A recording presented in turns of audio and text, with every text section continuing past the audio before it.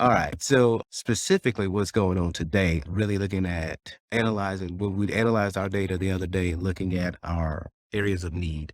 And so looking at the areas of need, we saw looking at strands and looking at standards, we saw that writing was an area that we needed to address.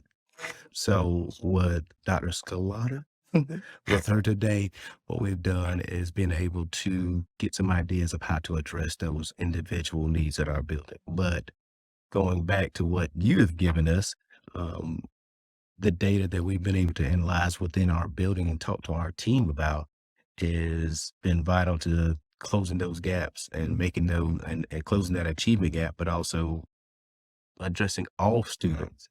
So we see where a need is in one race or in both races and looking at strands, we address that through small group instruction, which is our focus area.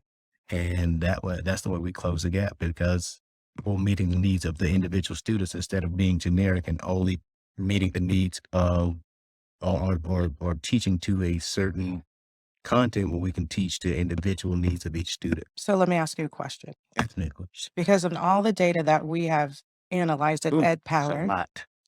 yes, you have been one of the only ones that has had your groups moving at the same pace, whether it's up or down. Mhm. How do you feel you've done that without showing the major discrepancies that are being reflected across the nation?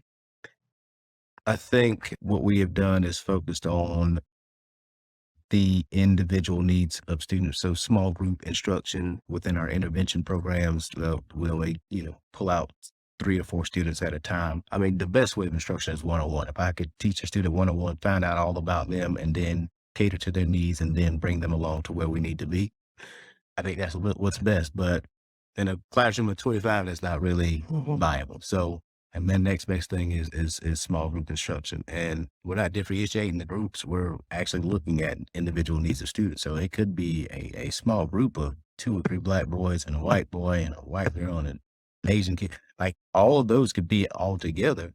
But if we're just addressing their needs, then all we're caring about is the learning taking place. We don't care about, what a race and we're going to make that connection. We take time, like I said yesterday, we're going to take time to learn our students, to build that rapport, to build relationships, to set expectations. We're going to do all of that. And that's going to be the initial 10 days of our school, but that's going to be, throughout the year.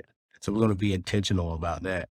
But then we're going to be intentional about individual needs. We're not going to cater to this subgroup or this subgroup. We're just going to cater to the needs of the students.